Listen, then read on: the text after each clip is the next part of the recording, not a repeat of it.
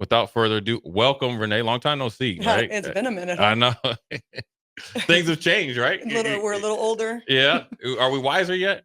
Depends. Debatable. Yeah, it Debatable. depends. We're still living in Nebraska, right? We Yeah. on days like this, it Yeah. should be Arizona. Yeah. Well, want to ask you, obviously, we know how well you've done of coaching in high school. So I want to ask you, just from my experience before DP starts to ask you questions, is I know you've called games before. How excited are you to see professional volleyball in Omaha, and then you to be not having the coach, and then kind of get the easy part where you get to evaluate people? Because we know how it is as coaches. I coach basketball. You coach obviously volleyball. It's a little bit different. It is a little bit different. I'm stoked. As Yeah. soon as I was asked and presented the opportunity, part of me was hesitant because I haven't done this before. Yeah. So I'm a rookie. So I warned DP already. I might need to carry my weight a little bit, but I'm excited. I'm excited to see pro volleyball up and coming. I think Omaha is going to do it right, and I think the fan support's going to be fantastic. I got a chance to watch the team on Saturday, and it's fun watching them, trying to learn who they are instead Right. of learning, like watching for training things, Yeah. right? Like I get to look at the game in a little bit different way. I think if you've ever been to a game with me, I already kind of watch it differently. Right. So I'm excited for it.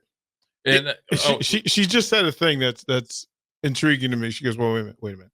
I'm going to lean on DP. Let me explain." As I already said, he's going to lean on you. So you know, you guys are going to be leaning on each other. Well, that was the beauty of it. One, she's a coach that has all sides of this whole vacuum covered. Being an elite athlete, and then getting into the mental side of it, not everybody can transition into that.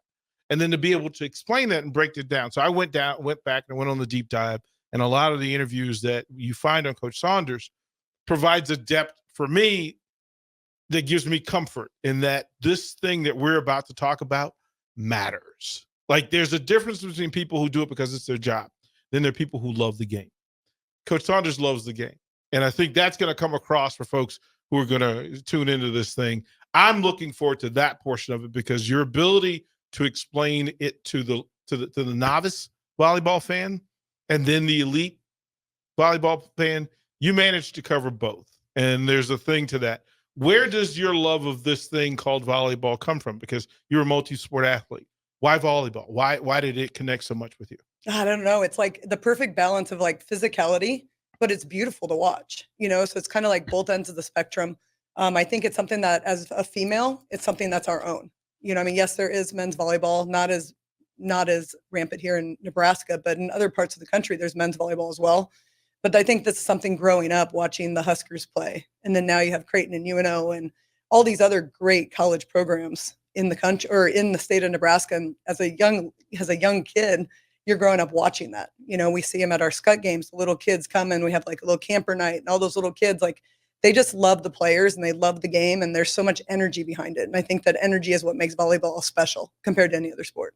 Renee, I wanted to ask you, obviously I coach club basketball, but one thing I've realized is club volleyball, not only in Nebraska, but throughout the Midwest, is rampant. I mean, it's obviously way bigger than obviously when we came up, but I think it's a hidden gem here in Nebraska. There's so many really good players, so many really good clubs. Talk about how the club atmosphere has helped maybe bring the Supernovas to Omaha, but then also what the professional team can do for the young and upcoming, young ladies that are going to be watching, because that's something here. It's almost like watching you guys. Oh, I can go to Nebraska, Creighton, all the other schools, and then potentially be a Supernova at the very end. Oh, yeah. It definitely opens different doors for kids now. I mean, not just young kids that are looking to hopefully play in high school and then hopefully play in college, and the club kids that are hoping to get a scholarship and get a chance to play just one more year of volleyball. But now it's like college kids are like, I could get drafted.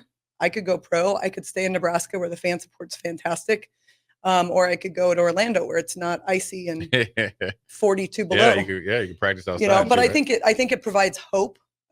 Like growing up, there was no chance I was ever going to play pro volleyball or pro anything, because it really didn't exist for females. Sure. And so now that you're seeing this whole turn of, the Love Volleyball League, you have the Pro Volleyball League, and you're seeing people are playing in other countries. But if you ask the Americans that go to other countries, they're so excited for the opportunity to play in the United States and have hopefully a great experience. And I know Omaha is doing it right, because I feel like we just do it right in Nebraska for volleyball Well, as a whole. to have you as an ambassador for it certainly is a good move. I want to go back though, because you were just saying that the things that you could not imagine when you were coming up. Could you have imagined that your alma mater would be in a place where 90,000+ people get together to watch you play? What did that? First of all, how did that feel? And then two, what does that mean? What does it mean forward? What a night. I mean, it was absolutely surreal. Like I can't put words into it. I just remember looking around and be like, we're playing volleyball outside.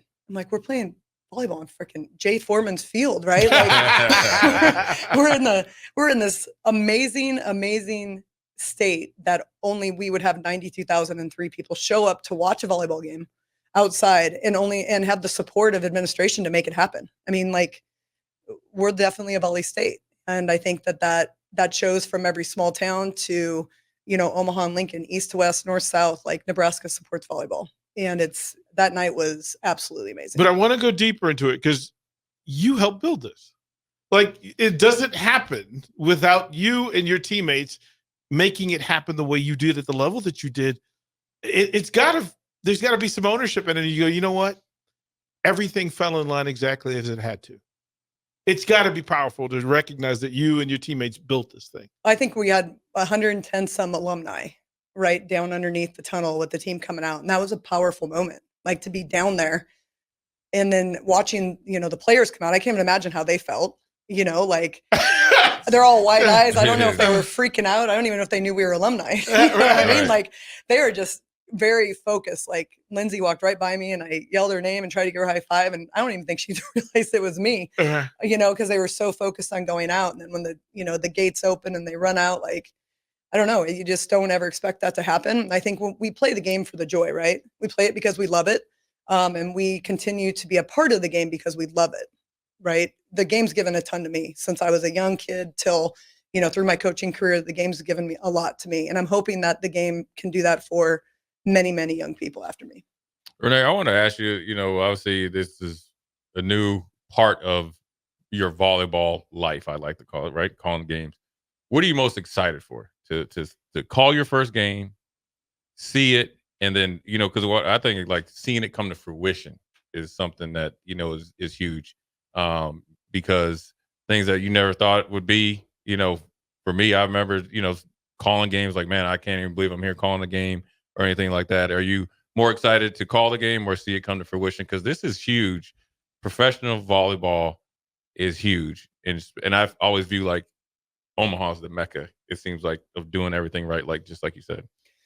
Yeah, this is going to sound like a coach answer, but I'm excited to see my progression, from game 1 to game 24. Sure. And how I evolve over that amount of time. I feel like when I watch games, I'm already kind of watching them from that scope. Right. Now I just get to say what I see out loud. Sure. And hopefully paint a picture, get to meet some of the players, kind of develop that relationship with them so that I can help people at home that maybe can't be at a game understand, they're great athletes, they're great players, they're doing great things, but they also, like, have lives outside, like jobs and kids and, all that other stuff going on, and they're able to play pro volleyball. One thing I want to ask you is, I get this a lot when I watch, we watch our sports different, right? And that's just something we've been blessed at, because as much as we've done well, we know what we can kind of see the mistakes coming or something that's positive coming. Explain volleyball to somebody like me. Now, I know enough, but just explain some of the things I should look for. Now, I know when a point is because I can see it on TV, right? I know what, right? I know when they hit it in the net and it doesn't go over it not too well. But give me about 4 or 5 things I need to see when I'm in that crowd next week. I think one of the biggest things with volleyball is the team that wins the serve and pass battle usually wins. I mean, from 10 and unders to Division I college, that's something that we have to do well. We have to be a great serving team. We have to be a great passing team. I think it's fun to be able to set your middles and run an offense around them, which also means that you have to pass well. So it's kind of tied together. And then you just can't make a lot of mistakes. Right. I think when you're playing at the highest level, it's a game of inches, right? And so you have to be good at not making mistakes. I'll give you 3. Those are 3 good things. All right. I want to ask you another question. Is this? I always talk about the specialty points, especially in football, right? It's like situational football, right? 3rd and 3, you got to win it. What are the crucial points that can kind of swing a match, You know what I'm saying? Like I'll give you a football analogy. So, I always say the last 4 minutes going into halftime, first 4 minutes coming out of halftime usually sets the tone. How is that, equivalent to volleyball? Is it when it's like when you're playing the 25 in between that 15 and 19 mark, that once you get the lead there, you can kind of not coast home, but you can kind of situational volleyball your way home? No, I always call like the first like 6 rotations, which usually like first 9 points, Right. is like your dating period, right? You're kind of getting to know what the other team's going to do. Right. And then once you get through that, kind of the middle game, which would be like your 10 to 20, Right. is when you start to exploit weaknesses and follow the game plan and do those things. So then your end game Mhm. is where you need to be really sharp and really aggressive. Right. And I want to ask you one more question. Sorry, DP. There's an old saying. Look at this. I'm excited, man. Listen. The Hall of Famer understands that he doesn't have to be really. Just do your thing, Jay Foreman. Hey, listen. I like learning stuff. I like watching volleyball. Right. Don't know it like football, so I'm just trying to equate it to kind of, that's why I brought it in with you, because this is important for you. One thing that Nick Saban just retired. The one thing that he recruited me, but one of his best quotes is in pressure time, don't think plays, think players. Does that hold true in volleyball? So like in a crucial time, where you're like, we can run a set for so-and-so. Did you guys follow that? Or is it kind of like, all right, we just got to stick to the game plan based on weaknesses? Because sometimes players can override that. I agree with that 100%. Yeah. Saban is a wise man. He is. Yeah, he's a very wise man. I think it's both part. I think if you have something that's working really well, then you go for it. But remember, like maybe your main terminator is in the back row. Right. So then what's your plan B going to be? Or maybe your middle's going off. Like maybe that needs to be your plan. Yeah. But the bottom line is the players have to make the play. Yep. Right. So it has to be someone that you trust. Somebody that can put the ball away, somebody that can hit it, aggressively and not tip or roll and give the other team a free ball. Through most sports, we like to talk that offense is space is offense. How does that apply in volleyball? Oh, space is huge in volleyball. Yeah. I mean, if you watch as the players work on the court and how they rotate and move, you're going to notice that there's going to be pretty equal spacing around them, minus the blockers, obviously, and people playing around the block, but it's all based on space. And if you can keep your space, then you're not having communication errors, you're not running into each other. I think it's an advantage when you have space, because if you don't have space, you're also leaving a hole somewhere else. And through all of this, we were talking before the show, and I asked what was going to be the difference between professional federation volleyball and, let's say, elite Division I Power 5 volleyball.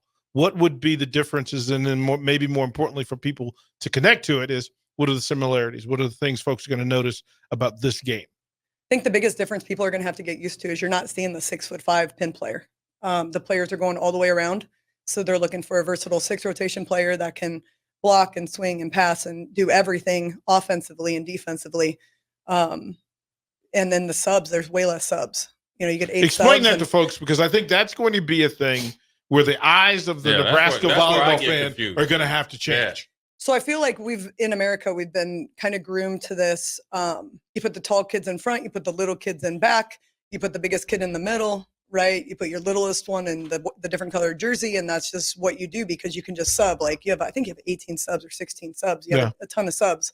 And if I were to go out, Jay comes in for me, I can go back in for him, right? So we can do a front row, back row exchange, like line changes almost.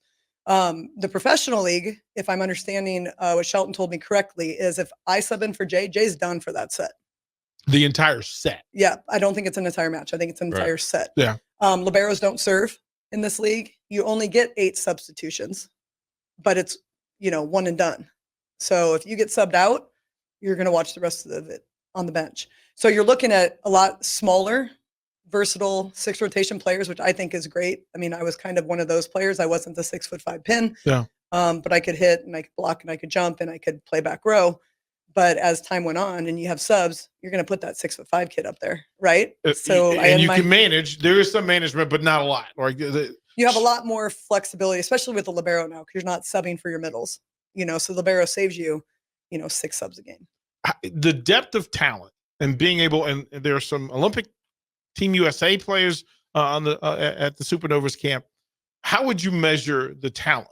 Is there a difference in talent? Definitely. Yeah. I think they're just more mature. Like, we are wiser as we get older, Jay, so I hope the so. longer you play the game, the smarter you become. And they literally work smarter, not harder. And I think we have some professionals that have played, 10 plus years professionally. We have a setter who has played 10 years. We have another outside hitter who's played like 17 professional years. And then you have the young, spunky kids that come in that haven't played a year yet. They're just like fired up and ready to go. So it's a nice balance of like age and maturity, but yet a little bit of like reckless fun, like good mix. Go for right? it. It's always a good mix. Do we got to go to break?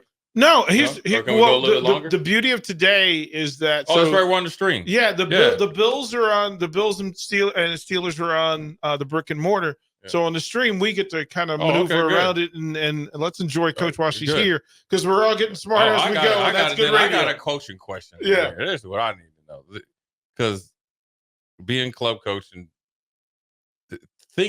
we've won, right? Not to your level, okay.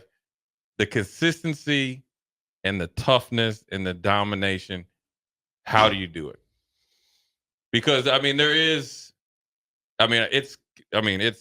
it's extraordinary. I watch it from a competitive juices standpoint, and I like it because you know what you're going to get, but to keep doing it, keep finding ways to be a champion is hard to do. It doesn't matter what level it is. And I don't think people know because we had to do it before. I want to know what the magic sauce is because I'm in awe. I got to know what's up. Because you know what? Matt Verzal doesn't know. I can't tell him. Yeah. He doesn't tell me what he puts in his pizza sauce, and I don't tell him what I do. What's the magic? Yeah, right? Well, first of all, I don't mean it before you answer. You better tell me you better get you a pizza up there. You right down the street. You better tell me get a pizza up there. He's already asked. All right. So I told him maybe during volleyball season we could do a promo. Yeah. We had that flexibility. So yeah. We could do that. So another great football coach, Bill Walsh. Right. And this is what I've told people a million times, but I've read the book, The Score Takes Care of Itself. Oh yeah. I'm a big nerd. I love to read. I love to learn. I love to see either validation in something I read or how I could change something in what what I'm doing, whatever. So I read a ton. But in that book, he had a quote that mastery requires endless remastery. And that's the secret. I don't enter any one season in thinking that I'm going to have the same results doing the same thing. I think that that's when you don't have the same results. Sure. So I'm always looking for how can we adjust, how can we fine tune, but more importantly, with the personnel I have, what do we need to do to get to that point? Right. And the other quote I like is begin with the end in mind. So if our goal is to win a state championship, there's certain things I know we're going to have to do when we get to that point. Right. There's no guarantee that it's going to happen, but I think the way we train in our gym, the way we run our practices, we're in the best shape. We're mentally and physically challenged all the time. We play the hardest schedule that I can possibly get. Yeah. Right. And I don't care if we lose in the process because to me, losing is important. Is it nice to go undefeated? Yes. But really, I only need to win the last 4. Right. And that's how I think. And so if we can keep getting better and keep training and keep, finding our weaknesses and how we need to improve them, then that's the way I go. But mastery requires endless remastery. So you can't do it the same way. Yeah. Who's on your Mount Rushmore of coaches? Because you just mentioned 2 that carry some weight, but for you personally, the ones that you have taken more of their philosophy and their mindset into what you do, who are those coaches? Tom Osborne. Yeah. I remember back in college, I took coaching football and I was the only girl in the class. Were you in that class, Jay? No. It's listen. Coach, they didn't want me in that class, man, because he is. Especially early, I had too many mental errors. They was like, that is I probably should hilarious. That class. I was messing up cover 1 too much. That is hilarious. But I really liked T.O. It's just the way he carried himself and the way he, approached the game and treated his players. And granted, I had an outside perspective. Sure. Obviously, I love football, so I watch a ton of football. And I think that class is why. So the Sabins and the Urban Meyers and the Bill Walshes, obviously I follow. But John Cook has been someone I've definitely bounced ideas off of. Rose Shires when she was at UNO, Kirsten at Creighton when she was. I don't really have a Mount Rushmore. I just have different coaches that are valuable in different ways. And when I know what I'm looking for, I might ask the same coach 3 questions and I might get 3 different responses. And that's awesome because there's so many different ways to do things. Sure. So, but yeah, I don't think I have a Mount Rushmore, but there's, even now that I have some players playing in some different places, Coach Pettit, obviously playing for him. And now we have a much better relationship now that I'm older and more mature. Oh, that's what it should be. Yeah. Like it just, there's people that I know I can reach out to, and I'm not afraid to not know the answer and ask for help. I want to ask you, like, now just, spitballing, I guess, is this, how exciting it is to have the Supernovas here. I mean, volleyball has been, to me, a huge sport. And I know, obviously, a lot of, young ladies have always had to go over and play overseas, which is unfortunate. What do you think is taking it so long to kind of catch on here? Because it's exciting, and it isn't like the product hasn't been good, or the depth of athletes. What do you think is taking so long for it to, come to fruition? I think it's if you look at any business that's a startup, right? It is a business. You have to have money, you have to have investors, and you have to have enough of them that you can field a league, not just a team, right? Because Omaha could have a professional team, but if you don't have anyone to play, it doesn't matter. Right. So I think now we have the right combination of money. We have people who want to invest in it, who believe in it, who will back it, and then it just needs to get traction going, and it might not for a couple of years, really get to where they're making money. But I think that the fact that we have investors, we have people that see value in it and see potential for it. And then I think the cities they're picking are good cities because they're going to be ones that will back it as well. That will back it as well. Yeah. I mean, to go 7 cities year 1, 16 projected year 2, and full 32 within 2 or 3 years. The growth of it is where I know that this league, this federation has focused on Midwest, and they thought there was enough talent in the Midwest to build from it. In your mind, where are the players going to come from? Is this going to be a professional, international league that maneuvers back to the United States, or will this be a league that's USA focused and when it comes to talent? I mean, I feel like it's going to be USA focused because we are the ones sending everybody overseas to play, and we want them to play at home. Like we have great players, like Lawrence Stivrins is overseas. We have all these players that are overseas right now. Maddie Kubik's overseas. Mm-hmm. We want them to come home and play here. We want them to have that level of experience. We want them to be paid like they deserve.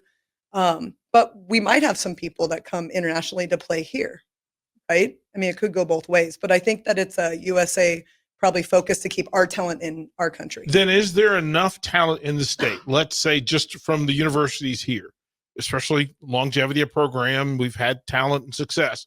Is there enough just from Nebraska alone for Omaha at some point to even imagine that this is blue and red combined into Kearney, even into a professional international caliber volleyball team? Where we only draft from like if it was kids. Just Nebraska, is there enough? I in some years yes, in some years no. Okay. I think we have stronger years in Nebraska for talent at the high school level that's going on to play college, and we have a little bit of down years where we still have good talent, but maybe not to the same quantity that previous years. There's some years where it's like studs on every single team, and then there's other years where there's less studs, but there's still studs on every single team. So I think it could get, I think there's some kids that would want to play in Omaha, but there might be some kids that don't want to play in Omaha. They might have came from, we might have a kid that came in from, I don't know, let's just say Florida for fun, and now there's one in their hometown, so they want to go play Orlando, but they played volleyball at Nebraska. So, what do you think the biggest difference is from the college game, let's say, to the professional game? Because when you say there's not, you can't just park the biggest person in the middle, does that lead to more strategy, fast pace, type of volleyball where, because you're not going to be just throwing up there and letting Jay Foreman spike. No, I'm just playing. They're throwing it up where you got to have some young strategy. Jay Foreman. I don't know if I could get. Listen, the way I saw them young ladies jumping, I said, man, listen, I'm glad I didn't even think about getting on that volleyball court because I'd have a volleyball bait. Was it baiting? Because you guys have baiting ball, it'd be right on my forehead. Straight across. Yeah. See? Yeah, they would give me a lot of payback. And they would target you too. I know, yeah. And I don't have any flexibility either. So what's the big difference between college volleyball and potentially pros? Think of the difference when you go from high school to college, right? So now you're looking like the best of the best from high school playing it. Now you're looking at the best of the best from college. So it's just another level. But yeah, the size definitely makes a difference. And I think the speed of the game is going to be pretty fast. That'll be exciting. We have Yasi Presley from Baylor, who's like probably one of the most dynamic college athletes I've ever watched play, with like a 42-inch vertical. And she's like, I think it has her at 6 foot, but I'm pretty sure I can look her at the eye. Like but the kid can jump, Right. and Is that her reach? Like she's at 11'6". she's like LeBron. Yeah, 11'6". So she can jump and touch a Yeah, Come on, Jay. Yeah. Yes. I mean, she's so much fun to Come watch. on. Right. So, I mean, yeah, you might want to hang a ball for her and let her Right. just go bang on it. But yeah, it's going to be a little bit different style. And I'm excited to see what Shelton does with the offense because I think he has so many different things he could do. You're going to see a lot more back row attacks because people playing all the way around. So you're literally going to have 5 attackers on the floor at all times. The thrill for me is I'm a student and I like to learn. And in this space, I'm going to be a sponge. I think I could not have gotten any luckier in finding somebody that can kind of walk me through this thing. I want to pay proper tribute through it, and I want to pay respect to it. I don't want to do it halfway. I'm not built that way. So, this is. I'll be Penny to her Shaq. And it's just going to be me setting it up. A big part of the day for me was getting to be in the space with Renee and to kind of understand from a coaching standpoint, I connect. The mental aspect of it, she's so cerebral in how she's processing everything. Always cool like a cucumber. I see you on TV. Yeah. It'd be like match point. You just be sitting there just chilling. Yeah. Right? I mean, how do you cool like the other side of the pillow? I was looking, Renee, come on. Like, you about to win again. Every time I look on there, it's like I'm looking at you, waiting for it, especially in the pressure time. You just like, yeah, all right, we got this. And that's just come from preparation, though. Well, and I think part of it too, like, I don't want my kids to see me freak out. Yeah. Right. So, like, yeah, my heart might be beating down my chest and, maybe you could see it, maybe you can't. But like, my goal is that, we're stressed right now, but we're okay. Right. Like, it's not like we haven't been here before. And I think all our work is done in practice. Sure. If I have to coach in a game, then I failed my kids in a practice. Say that again for the people in the back. Because Jay and I have this debate all the time. And I keep saying, listen, by the time you first whistle, first serve, first kickoff, whatever, the work is done. There's some personnel management and some key words that you can put in play. But most coaches understand if I've put in the work on game day becomes easier. So I'm glad you said that because he fights me on it. I always tell them that the hardest job, especially in football, with these new age, I don't know, are they millennials? I don't know, whatever they are. The hardest kids these days, they'll get off your lawn at some point, Jay. But the hardest thing, you're gray hairing it all the way up, and aren't I'm fine you? with it. I seen it, and the hardest thing is to be here on the sidelines and watch them out there with absolutely no control because they get distracted, and things that you do in practice all of a sudden change when you get out there in front of people. I've seen it, and I've never seen anything like it because just not Coach Osborne. I'm sure you've seen Coach McBride. When I played, it was not an option. We had no option. And so I'm out there and everybody thinks they have options. That's why I get amazed by the consistency that you had and the type of players on and off the court that you had. Because I always ask Verzal, how do you do it? He don't know anything. He thinks he knows. But I'm excited, man. I like watching volleyball. I'm even more excited to be able to watch it in Omaha and listen to you guys call the games. You'll be there. I will be there. Yeah, but then I will. When I'm not able to be there, I'm gonna be listening. I'm excited to watch. Because we're trying to get Renee to go on the road for some of the games. She's got a job and life and things. Weekend games. That's the plan. Yeah. Renee, tell them domination takes consistency and toughness, and you have to be there. Tell him he just needs to understand. I'm just putting that on her because here's the thing: she knows what it is. She knows. Listen, she already says, listen. She starts every year the same, going to do it and get to the end. Championship mentality. 9 in a row. Yeah, we need to just bottle that. I mean, they're going to rename the trophy, right? Like, is that what happens next? After she has to get to 10. And then officially they'll just go, okay, we're just going to name the trophy after you and let everybody. You got to appreciate it, man. I like watching great sporting events, and coaching is so unique. And I can't speak for you for going from a player being coached, but I was fortunate enough to have Coach Osborne. I mean, heck, my dad told Nick Saban it ain't going to work out, and then have Coach McBride, then to try to coach, and then so you appreciate things, and I'm always I always tell DP, I watch these European soccer documentaries just on how they motivate players and how they're able to take a 18-year-old from, United States to bring them all together, and language barriers and all that, get them to go out there and compete at the highest level. I think it's amazing sometimes. It's awesome to study coaches. Yeah. It's probably one of my favorite things to do when I go to games. Sometimes I catch myself watching the coaches more than I watch the game. Yeah, that's what we do. That's the first thing I watch from anywhere. Professional, high school, even little league's a little different because you're like literally trying to herd cattle. But catching, you're eating soup with a fork. Yes, that's what that is. Yeah, you're trying to figure out. Yeah, so you're trying to. How do we that's a keep little our different. sanity? But when you get it to around the ages, it gets competitive. How that is huge, and you see it even in professionals. Just we'll probably see it today and see. You're dying right now, aren't you? Just trying to. We were up 14-0. It's 21-0. Relax. Yeah. Renee, relax. The Bills are dominating at home. When the champion of all champions is here, I just relax. Yeah, no. I think Renee could coach me into to do something. I do not disagree. I do want to ask. I have no vertical. I do want to ask some of the scheduling. So they're a week and 2 days, 3 days out, and the roster currently sits at how many players, and they have to get to what by when? I think they're at 24 right now. Okay. And they need to get down to 14 by game day, but I don't know if it's like the 20th or the 18th or what. I don't know what the magic date is, but they want to get down to 14. So, and I don't know when they start that process. Like I said, Saturday I went, and, something you're talking like club ball and little league and all this stuff. I think sometimes kids lose a little bit of that joy because they play so much ball. Yeah. Whether it's basketball or volleyball or football or soccer or whatever it is. Maybe not football because they can't play it all the time, but this team has joy. Like they are fun. They are like energetic. They're competing, obviously, because if you're not competing, you're getting your butt kicked. Right. But they play with joy and they're fun to watch and they build each other up. I mean, it's a really cool group of kids. I say kids because they're still way younger than me. They're still grown-ups. January 24th.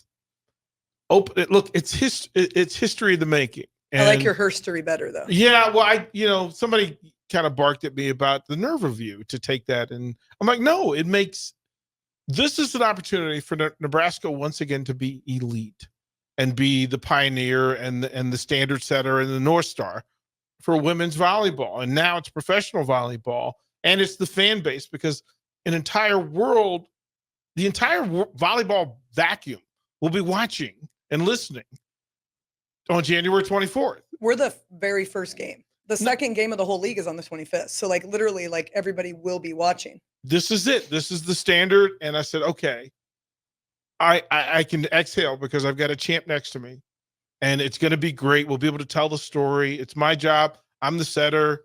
She's the finisher. And that's how we're going to go through this thing. To let folks know, again, go to supernovas.com. Tickets are available. I believe there's $10 right now. $10 option for the first game. I think you'll pay some fees along the way, so don't get mad along that. And then if you're listening on YouTube or Facebook or X or whatever it is, be smart enough to download the ticket app so you have it on your phone. You can have it for the smart cars so you can follow us no matter where we are and what the game is going on. If you can't be in the building, that's the easiest way to consume all of this. And again, it's going to be one heck of a ride. Coach, I'm excited and I'm thrilled because again, I get comfort now in knowing that I've got an expert next to me. And I think we're going to have quite the ride with the Supernovas. Good stuff all the way around. It'll be fun. Thanks for having me on. I think, man, the more people that can get down there and get to a game, they're going to give you a product you want to watch. Yeah. So if you can get down there, catch it, catch the wave. I was thinking today when I was working out, I was like, it'd be awesome if every club in Nebraska was there. Didn't have practice on Wednesday. Was there. Just go and support. Go. Yeah. Pitch and go sell. to the game. Yeah. $10 everybody could go, and I think you can avoid all the fees if you go buy them at the box office today. But I don't know what time it is or what time they close. Yeah, and a lot of people weren't getting to the box office today. On their ice skates. Yeah. But they can extend it though. Let's see what they can extend it. I think we need to make a push here in the next week or so to get everybody going. Well, we're going to be there tomorrow at 5. There's an inter-squad scrimmage, and so we'll get more details and we'll know more. But we've got a week to push this thing, and that's what we're going to do. So, Coach, thank you kindly. This is amazing. I feel a lot more connected and a lot more aware of what we're walking into here. This is going to be exceptional stuff. It'll be awesome, and thank you. Made me feel like an all-star coming out of here. No, I haven't even called